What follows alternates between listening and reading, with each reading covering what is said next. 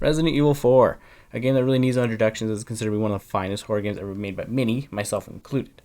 Being a personal favorite of mine ever since it released back in 2005 on the GameCube, a game that I would not too long ago say doesn't really need a remake, is practically perfect as it was. And quite frankly, Capcom knows just how much of a goldmine the game is even to this day, because if there is a screen, more than likely you'll be able to play Resident Evil 4 on it, essentially giving this game the Street Fighter 2 treatment. There have been over 10 ports of this game ever since it released back in 2005, with a few notable ones being the Oculus Quest 2, which was essentially built the game back up in VR, which is a very cool and unique way of experiencing the game, and I would definitely suggest giving that a shot if you haven't done so already. There's also a version released on the Zibo, a Brazilian exclusive console, which was a funny little thing to see as I was researching this.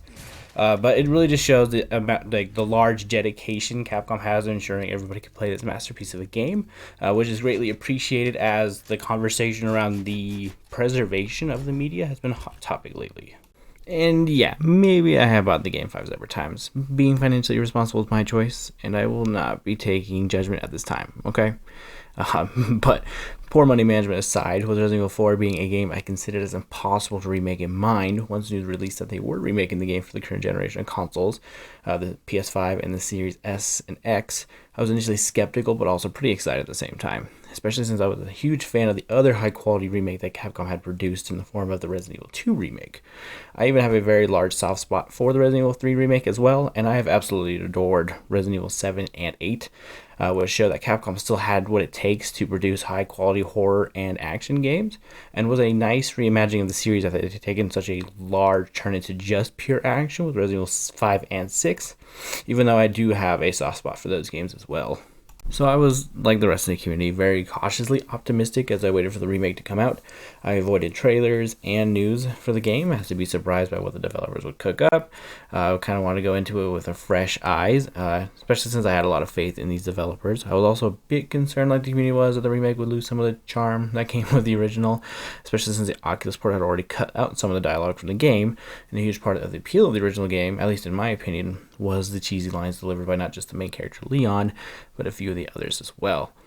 A personal favorite interaction of mine being between both Salazar and Leon as you go throughout that castle segment. The original game had that cheesy action horror movie vibe that many fell in love with. I mean, let's be real, only in Resident Evil 4 would you go from roaming the underground area in a super tense situation as you were chased by a Verdugo to not very long afterwards being chased by a very large statue of Salazar. And many fear that the charm would fade in a more serious reimagining or remake of the story in this game. So the worry continued to permeate until the eventual release of the game, but let me tell you, once I started to play the remake, it was love at first sight. And all of my concerns melted away as I got to experience one of my favorite games again in a modern light. Capcom, in my opinion, really did what I would have initially considered impossible with this game. We will go ahead and begin with the gameplay.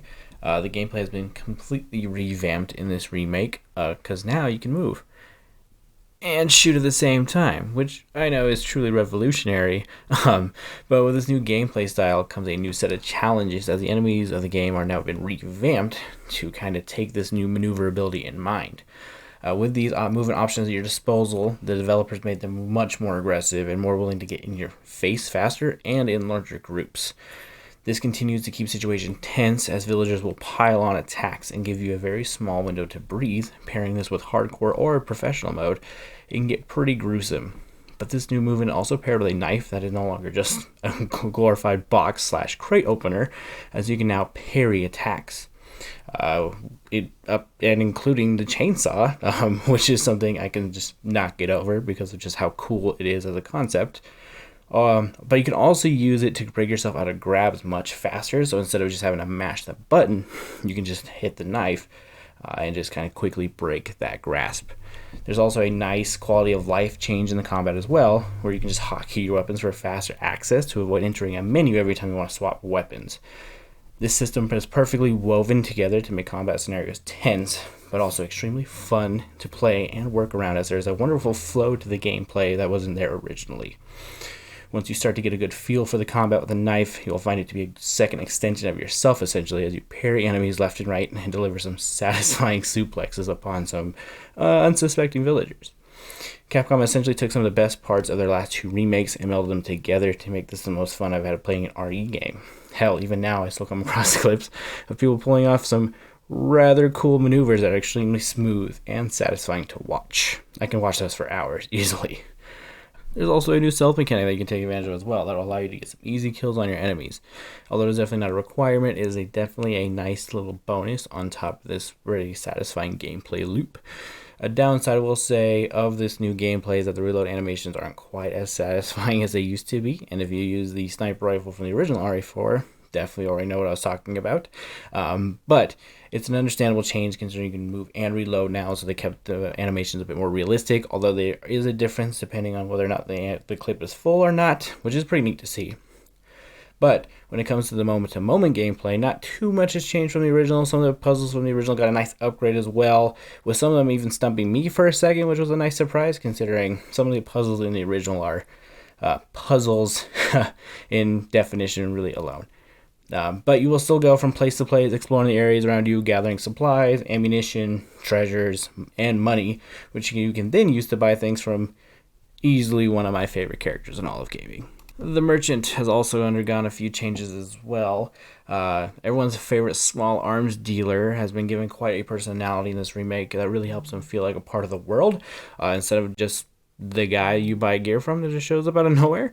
The voice actor has changed for him, and he now has a pretty thick British/Cockney accent with him. There are also side quests in this game now that range from shooting the blue medallions like the original to killing rats and taking out extra tough monsters throughout the world that the merchant will now give you to complete, and honestly they really do fit into the game world really well, which was a nice surprise. Side quests will now reward you with spinels, which have a bit of a new function in the remake. Instead of being little treasures to sell that you find throughout the world, they are now used to trade in for items like the increased size attaché cases, weapon mods, yellow herbs, and even treasure. These side quests, when acquired, will also give you a bit of a background on the merchant as well, and how he is currently feeling about the situation going on around him. He is consistently chiding the Los Illuminados cult and their leaders. He even has a side quest where he just simply asks you to egg a picture of Lord Salazar, just because he shamed his family name. And it's quite a hilarious change from the original interpretation of the merchant. It gives him a bit more depth and a lot more humor to his dialogue. Speaking of the merchant, his shooting gallery has also received a nice update to it. You are now given a set amount of challenges to shoot wooden pirates as they fly across the range, with you being scored based on how many you hit, with other small potential bonuses being based off of the gold skull medallions being shot, or just other criteria that might just be set by that specific round. A few nice little things about this range, being that the music that plays as you shoot the targets is a remake of the theme that played in the original cutscene in RE4 as you pulled up to the village.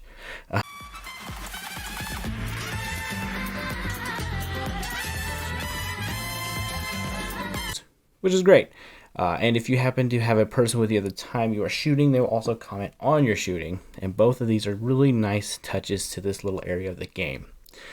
The main prize you'll be winning from these galleries will be tokens that you can spend at the machine near the elevator that will give you little statuettes that you can now attach onto your attaché case from the typewriter menu. These will give you nice little bonuses like either increased ammo pickup for certain types of ammo or just making your herbs more effective. The statuettes are also based off the models from the original game, which is a cute touch. Jumping over to visuals really quick, I will just say that the game looks absolutely amazing. I played this on the PS5, and it is just a gorgeous game. Everything is as gruesome as it needs to look, and the music in this game is also just phenomenal. Capcom has really been knocking it out of the park with their recent soundtracks to these games, and I do greatly appreciate it. A little tip for everybody out there, if you're able to, there is an option in the menu to let you turn on like the hair strands. Makes everyone's hair look a lot more realistic, and I will say it adds a lot to the characters as well. I would definitely recommend turning that on, because even after turning that on, I noticed no dips or any other weird frame rate issues. I'm honestly kind of surprised it's not auto turned on from the get-go, but I know like maybe on lower end machines it probably cannot handle it, so I can understand that. But I will greatly suggest turning that on. Moving on to the story of the game has stayed largely the same.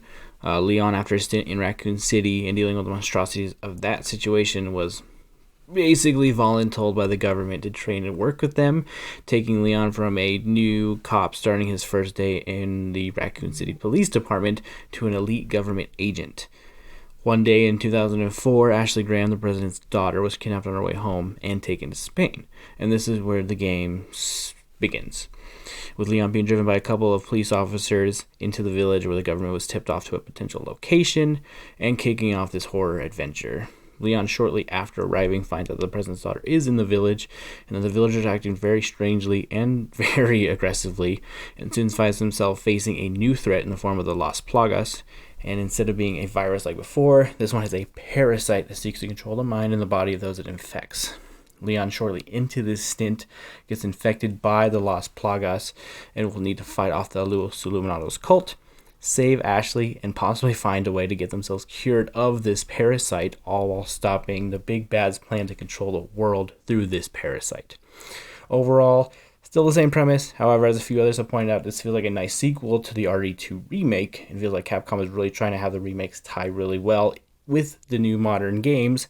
I won't delve too deep into the story, as there are others who already have and have done it much better than I could possibly do, but I will say that I am still a fan of the story and like the new story beats that take place during the remake, and I like the little change at the beginning where Leon actually speaks Spanish to the villager in the first house. It's such a small change, but it really adds to this game and to the characters as well. Another aspect of the remake that I've really appreciated as well is all the new files spread out throughout the world that will provide much more lore and background to the events of the world and the events going on within the game. An example of this being that you will now normally find a file near a new type of enemy that will give a bit of background on that enemy type. This was the thing we found in the original as well, but I feel like they had a nice expansion to it in this remake. There are also a lot more files in the world revolving around the Verdugos, Lord Salazar and his family lineage, and essentially how Sadler tricked Salazar into getting what he'd wanted from underneath the castle. Another one of my personal favorite additions to the lore is a picture of Luis that shows that he was a part of the Umbrella team. I also appreciate that a lot more of the game is voiced. There aren't too many of the quote-unquote checking item or place with text showing up at the bottom of the screen to explain it or give Leon's thoughts on it. There is one that they did keep, however, which I do greatly appreciate, as it was something that I thought would definitely be cut from this game. To give a hint, there you go.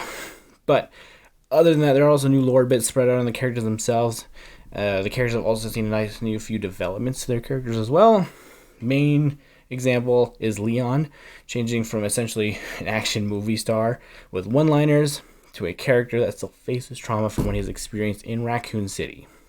I've seen the opinion that this is edgy, but I think it is completely fair considering the situation that he was suddenly thrust into, and he still definitely has his one-liners to throw out, which are appreciated. So he isn't a completely different character like a few of the others have been stating.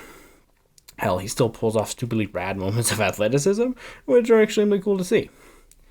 Ashley has also seen a bit of a change. She is now a lot more involved with the story beats and even the moment-to-moment gameplay. She is utilized a lot more often to open doors for Leon and is overall just more involved, which is nice.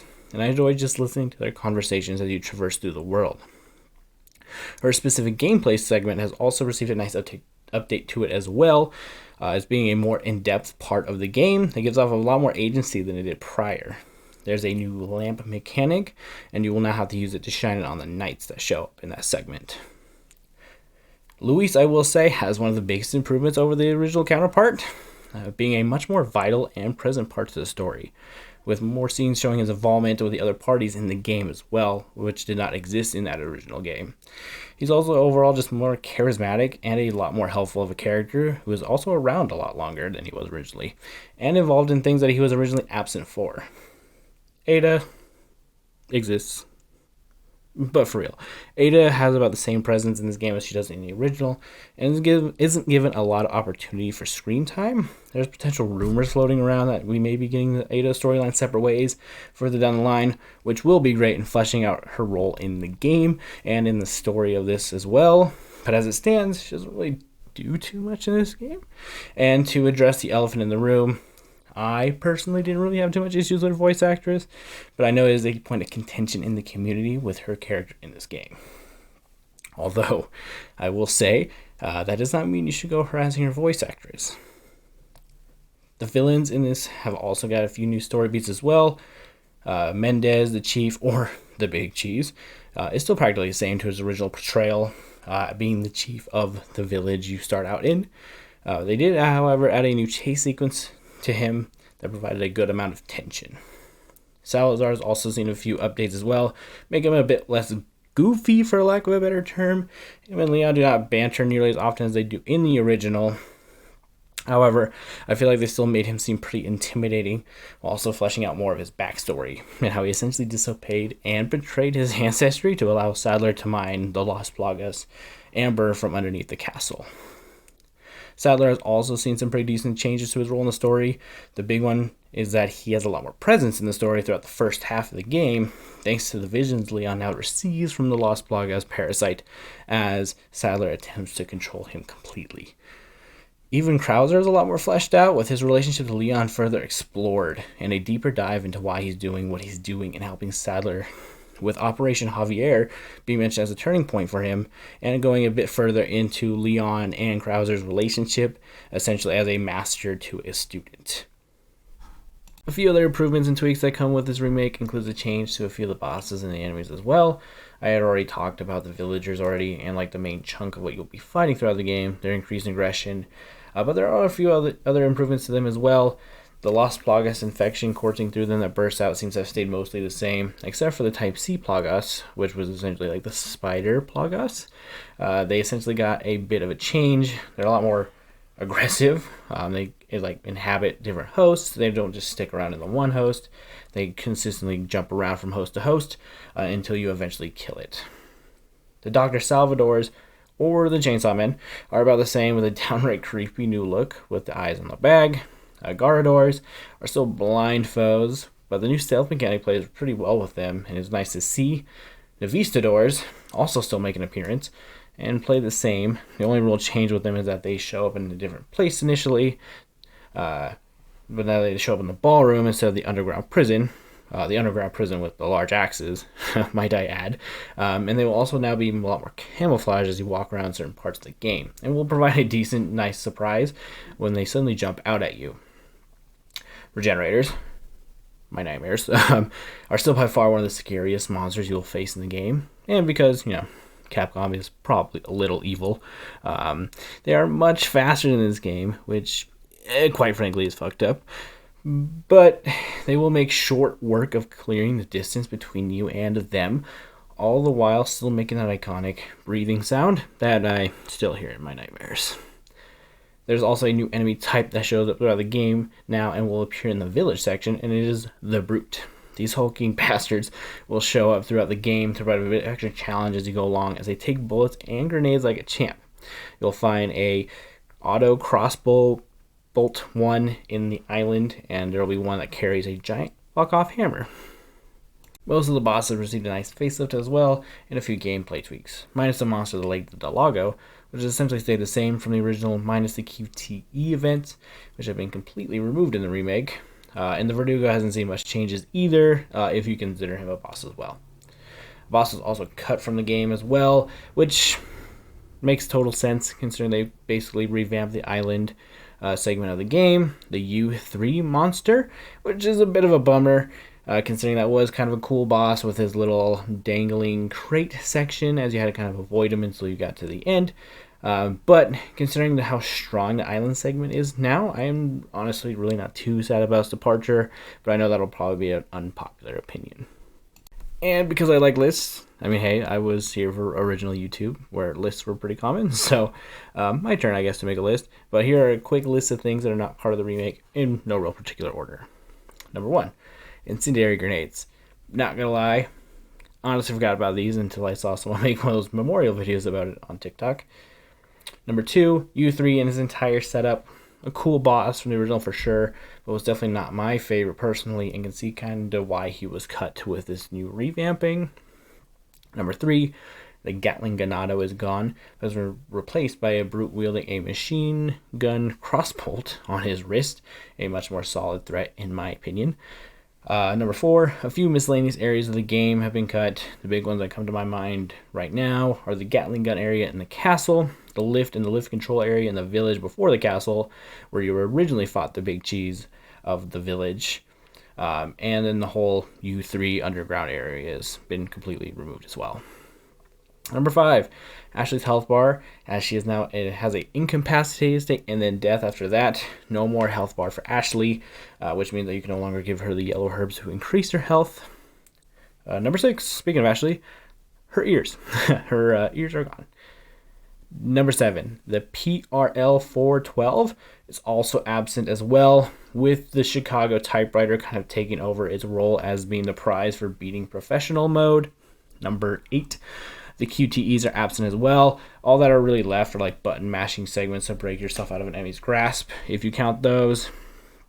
Number 9, most of the hiding places that you could use for Ashley are gone, with some remaining, but there are now a larger focus on these new action commands that you can use for Ashley, which essentially allows her to either stick by your side in order to make quick movements together, or to kind of keep her in a distance if you're fighting like a large horde.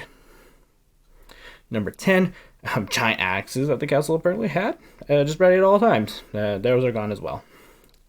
Number 11, the laser hallway is gone, so no absolutely hilarious feats of, quite frankly, impossible athleticism. Although he still definitely has a few of those feats in the remake. The chainsaw sister section comes to mind. Number 12, the weird choking out Ada scene is also gone. Honestly, I am pretty sure that I am forgetting a couple of things that were missed or cut from the original to the remake, but these are just the big ones that popped into my mind as I was going through the game. Ultimately, while the absence of any Sting, especially the PRL 412, I will say that the remake is extremely strong even without it being in the game. And to kind of address the elephant in the room, Ada's separate ways, that is more likely planning on coming, so I didn't include it as being cut from the original. And because it took me too long to get this out, the Mercenaries mode was released April 7th, so I'll be adding that to the video as well. If you are unsure what the Mercenaries mode is, it is a game mode that has been part of the series since Resident Evil 3 Nemesis. Bit ironic since it did not appear in that game's remake, but it would go on to appear in the original RE4, 5, 6, and Village, with a few tweaks to it in each. It is essentially an arcade mode where you try to kill as many enemies as you can within a time limit, and it allowed you to play with other characters that you wouldn't normally get to play in the main storylines, like Wesker, Krauser, and a personal favorite of mine, Hunk.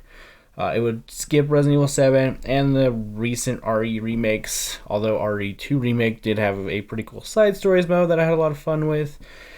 Those missions were extremely difficult, but it was a great challenge for those that already played the game and were pretty familiar with the game's mechanics. There was also a game for the 3DS called the Resident Evil The Mercenaries 3D, which is a whole game centered around this specific mode. And honestly, I was a pretty big fan of this game. And it was one of the few games that released in the first year of the 3DS's life cycle, and I put a lot of hours in this game, especially since it was like one of the 5 games that the 3DS had in its first year. For this particular iteration of Mercenaries, it is very similar to how it was in the original RE4, and the main differences go around, however, is the new Mayhem mode. That is essentially the character's ultimate, and it is different between all 4 of the characters, helping to make each of them feel unique from each other. Speaking of the 4 characters, for this go-around we have Leon, Luis, Krauser, and Hunk. Ada and Wesker are both absent from the mode, and it is a bit of a weird move considering they were both characters you can choose in the original game. Part of me wonders if they're just going to save them for the potential Separate Ways DLC, but regardless, because they play a pivotal role in that piece of the story, I can see them just adding them in at that point in time. But regardless, each character plays differently from each other. Leon is the most well-rounded of the group, with the most conventional weaponry of the 4. His Mayhem mode is pretty basic. It just boosts his speed and damage. He has no real downsides, as he is the most balanced, but he doesn't have really anything too flashy going on for him to kind of counterbalance that. Luis has powerful weaponry with the Red 9 and the bolt action rifle, which weirdly enough has the heat sensing scope on it for some reason. But his Mayhem mode has him planting dynamite, and initially I wasn't very impressed with this, but the dynamite packs a real good punch, easily killing the larger enemies in one blast, and you can plant 3 of them before your time runs out. But ultimately his downside is that he isn't very physically powerful, so his knife is basically a no-go for him. Next up is Krauser. He only has a TMP and a bow and arrow with explosive arrows, but his main gimmick is that he's a very physically powerful fighter. He hits very hard with just his knife alone, easily taking out Ganados with 3 hits, and he moves really fast, closing the distance between the enemy and him, with him backflipping for dodges. His Mayhem mode sees him briefly transform to his grotesque form, with a new set of melee moves that deal good damage, and his explosive bow can really narrow out crowds in a bit. Ultimately, though, his downside is that he is not very good for range. Last will be Hunk, and he's my personal favorite to play as, and always runs off the rule of cool in the games that he appears in, no matter what game it is. He's an Umbrella operative that was part of the Raccoon City incident, sent in to steal the G-Virus from William Birkin. Hunk only has one SMG at his disposal, but quite frankly, he really does make the most of that. Just like Krauser, his melee follow-ups do a lot of damage, and one of them is an insta-kill on everything. The Ganados, Brutes, Chainsaw Man, and the Chainsaw Sisters, which is a pretty wild thing to see these large foes that would normally take a lot of rounds flash with one flash grenade and immediately killed off by a melee attack. His Mayhem mode sees him gaining infinite ammunition for a period of time, allowing you to absolutely mow down all foes in your way, as you will not need to reload while this is going on as well. And depending on how charged up it is, it can last for quite a long time. His only real downside being that he only has the SMG, and it really doesn't do well at the range, sort of like Krauser. All operators have their own perks and downsides to them, and it makes it really fun to play each stage multiple times with each of the characters. Speaking of these stages, we have 3. The Village, which is the intro village segment from the main story. The Castle, which is the area with the catapults active as well, with the cannon being there as well. Finally, there is the island segment, with this stage being set up in the segment where you are being assisted by the helicopter in the main story. Each stage has its own set of Ganados and special encounters. After a certain kill threshold, the special enemies will spawn in, and you'll see their picture on the top left, and a stinger will play to kind of signify that they've showed up. And depending on the stage determines the enemy, with the Brute, Chainsaw Man, and Sisters on the Village, Gardeadors, and the Staff Ganados on the Castle, and the variety of Brutes on the Island stage. But the Island stage also has the RPG Ganados as well to sort of balance that out. This mode is a really fun addition to the game, like it was the original game, and it has been since it's been, and in all games it has been introduced in. It really helps just show how strong the core gameplay is in this remake as you face off against hordes of the Ganados while working in the constraints of a time limit. There's also a kill goal of 150 on each stage. It is a really euphoric feeling mowing down your foes and using all the tools that the game provides you to your full advantage. This is a fantastic addition to the game, and I hope they add more to it over time, like they did in the Village.